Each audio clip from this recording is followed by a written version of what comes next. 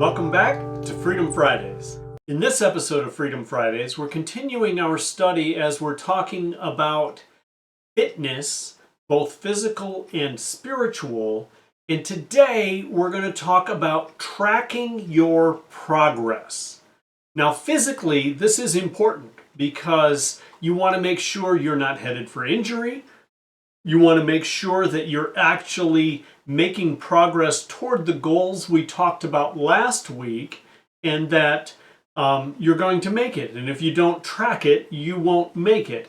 And quite often, if you don't track it, then you'll get off track and you'll just end up giving up. And so we have, in our day and age, a plethora of options for how to track our fitness goals physically. There are so many computer programs, there are so many phone apps. Most of them are tied with a phone app as well, because you can take your phone with you and wear it right on your shoulder or on your hip or something, and it can track your distance. And if you have other things, it can track heart rate, it can track all sorts of your physical things as well.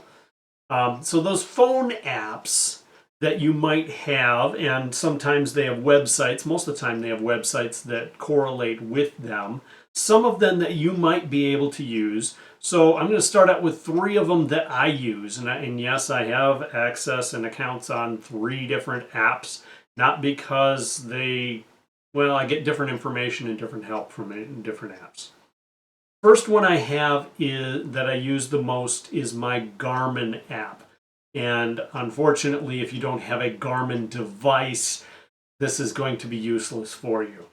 But my Garmin app, I can also connect with other friends. I can give goals with each other, and we've got a group right now of guys that we've got a goal for a month's worth of running, and who's got the most miles in a month. It's just a friendly competition. The next one is also a very popular one. It's put out by Under Armour, and it's called Map My Run. There's a second version of it for the Android devices called Map My Fitness. They're both the same app, really. On the iPhone, I believe it's only Map My Run, but this is a very popular one, partly because it's made by Under Armour, but partly because it does a really good job of mapping your run out, and it's misnomer because you can also use it for other things. You can use it for hiking, you can use it for bicycling, and it'll keep your speed and track a lot of things that way. So there's all sorts of things, activities in either one of these apps, most of these apps, that you can track with this. And you can, again, put friends. I've got some friends on Map My Run, and when I do an event or when I do a workout, even on my Garmin app, it gets pushed to my Map My Run app. And then those friends can see that, and it encourages them then to keep going. And when I see theirs, it encourages me to keep going. And the next one I have is made and put out now. They bought it out by Adidas, and that is called Runtastic. And that's primarily a running app. However, they do have other fitness things in there as well. And they have really good advice on there. I believe it's out of Austria. And there's a lot of really good advice for fitness, a lot of really good advice for core fitness, for avoiding injuries, for what you should eat, and all of that. So that online on their website, they've got a lot of good videos that really help you out, and articles as well. The next one I don't personally have, but I know people that do, and it's more of a professional level one, and that's called Strava. Strava is an app that is very versatile and works with a lot of different disciplines of what you're going to track, as well as Map My Run and as well as the Garmin app.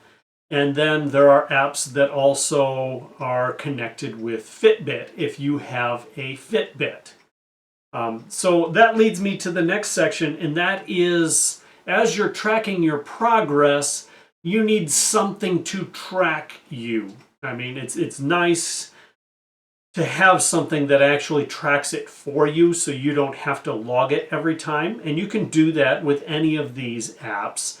You can log manual events. So if it's really difficult to track a weightlifting exercise, so you put that in manually. And you can track in any of these manually as well.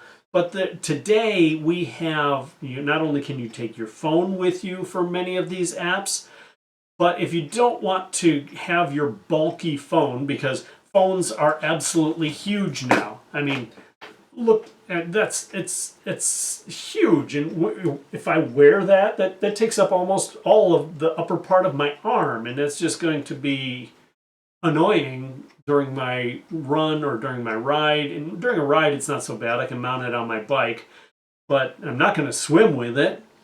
And so today we have the options of wearables.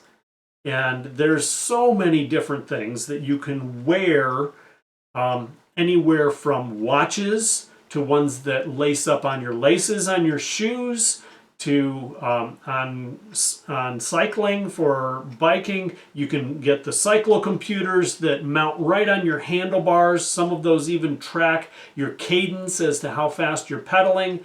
They track your speed. Some of them are GPS now. You can use a pedometer that you just strap onto your belt or your waistband. So all of these things, and the watches are really handy.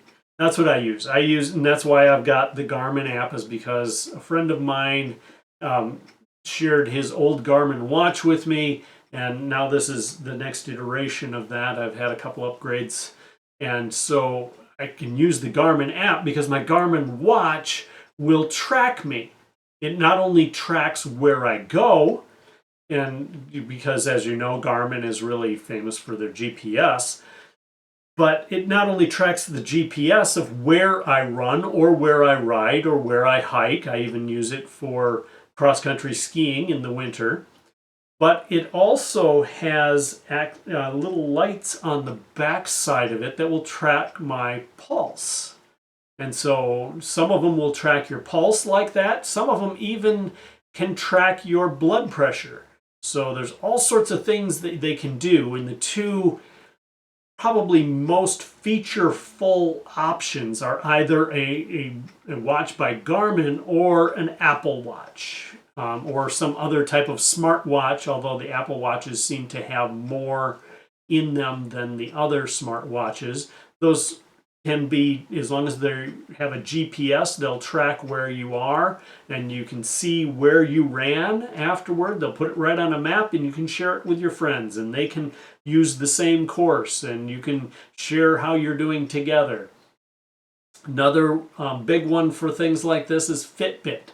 Most of the Fitbits don't seem to have a GPS, but they will track your steps and your cadence and such, and so they can figure out about how far you went based on your stride length. And there's just all sorts of other watches nowadays.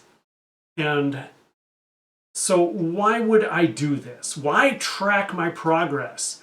Well, partly because you want to see if you're getting better or if you're getting worse. And if you're getting worse, you need to check as to, is this a health issue?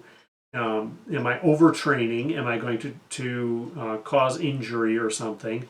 Or do I have heart issues or whatnot? And also, one other benefit I've found to be really big is that friends help friends. So I can encourage my friends can encourage me, and they can help me in my fitness journey. Now, what about spiritually? Psalm 90, verse 12. Do we track our spiritual life?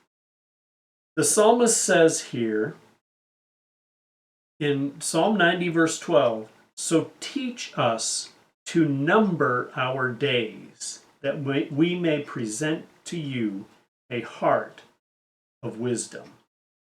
This is a psalm from Moses. And he's saying, teach us to number our days. Keep track of our progress along the way. That's really what he's talking about. Not just number our days so that we know, okay, I've been on this earth for 53 years. That's not what he's talking about. When you look back at those 53 years, how much progress have you seen in your growth?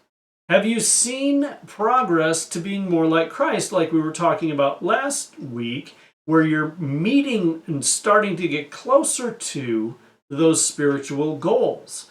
The only way to tell if we are on track for our spiritual goals is to actually track and look at our lives.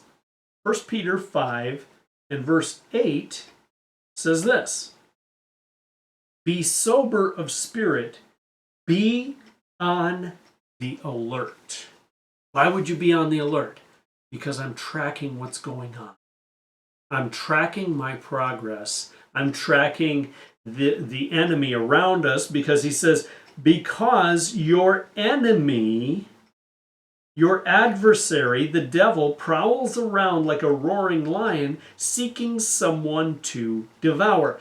Why am I on the alert? Not just because he could attack me, but because I need to make sure that I am going the right direction and not inadvertently following him. But instead, I need to track myself, not necessarily on a daily basis, but keep track of how am I doing? Am I getting better? Am I learning more about the scriptures? Well, if I need to know if I'm learning more about the scriptures, then I need to know, am I actively and continuously in the scriptures? Now that's something you can track, and personally I do. I track my Bible reading on a regular basis to see if I'm meeting some of those spiritual goals which help me to grow closer to Christ and to be more like him. So keep on the alert, because your adversary is seeking to devour you. He's seeking to put you down. He's seeking to discourage you from meeting those goals that we talked about last week. 1 Corinthians chapter 16, verse 13. I love this verse, and we've made this verse kind of a theme verse for our men's ministry at the church here. Be on the alert, stand firm in the faith, act like men, be strong. Be on the alert. You can't be on the alert about your spiritual fitness if you're not somehow evaluating your spiritual fitness. You have to evaluate yourself, and the only way to evaluate yourself is to keep some track of it. And I'm not talking about keep track of how many people you led to Christ. You might keep track of how many times you've had an opportunity to share Christ with somebody. We're not there to notch our belt, but we're there to say, you know what? Am I being faithful at taking the opportunities that God has given to me? And so maybe I would track, yep, I had an opportunity today, I took it. Or I had an opportunity today, I missed it. And then I can track, am I getting better? Am I not getting better? He says, though, be on the alert. Even if you're not a data-driven type person, more like I tend to be more like that. Even if you're not data-driven, that's okay. You still need to be on the alert. You still need to be looking around. You still need to be assessing your life. We're never going to be sinless, but am I learning to sin less? Am I sinning less this year in 2023 than I did in 2022? And is that better than 21? And is that better than 2020? And so far on back, am I getting better? Am I growing closer to Christ? Or am I not? The only way we know that is by looking at where we've been and being on the alert. 1 Thessalonians chapter 5 and verse 6. So then, let us not sleep as others do, but let us be alert and sober. Be alert and don't get panicky, but be sober, be realistic, keep your mind about you, but be on the alert at the same time. I was told by a state police officer once, keep your head on a swivel, be alert. And he's saying, because we don't want to be like those, when Christ comes back, we don't want him to find us sleeping at the wheel. We don't want to find him to find us, like the one person who had the one talent and he hid it in the ground. Instead, we want him to find us as being faithful. And so we track. And so we keep an eye on our progress. Colossians chapter 4 leads us into another way that we can be alert to where our progress is in our spiritual growth. Chapter 4 and verse 2 in Colossians, devote yourselves to prayer, keeping alert in it with an attitude of thanksgiving. Prayer is a way that you can assess yourself and where you are spiritually. Prayer is a way that you can assess your righteousness. There's a way you can assess your sanctification. While you're in prayer, keep watch. What are you keeping watch for? That somebody might attack you from outside and keeping one eye open while you're praying? No, that's not what he's talking about. Keeping watch over your soul. Keeping watch over your heart. Keeping watch over your direction in life. Keeping alert in prayer. Like the psalmist. Lord, look at me and tell me if there's any wicked way in me. Show me. Well, what's he doing? He's praying. He's asking God at that time to show him if there's something in himself. He's alert in prayer. In fact, Jesus told his disciples to do this in the Garden of Gethsemane in Matthew chapter 26 and verse 41. Keep watch and praying that you may not enter into temptation. The spirit is willing, but the flesh is weak. We need that same call today, reiterated in our lives. Keep watch in prayer. Keep watching and praying. Why are they to keep watching? That they may not enter into temptation. Keep watching for your heart, the direction of your heart, and is it going the correct direction or is it headed towards spiritual injury? And keep watching and keep praying. Again, in Ephesians chapter 6, where he's talking about the armor of God, which we talked about a couple of weeks ago, in verse 18, he says, with all prayer and petition, pray at all times in the Spirit.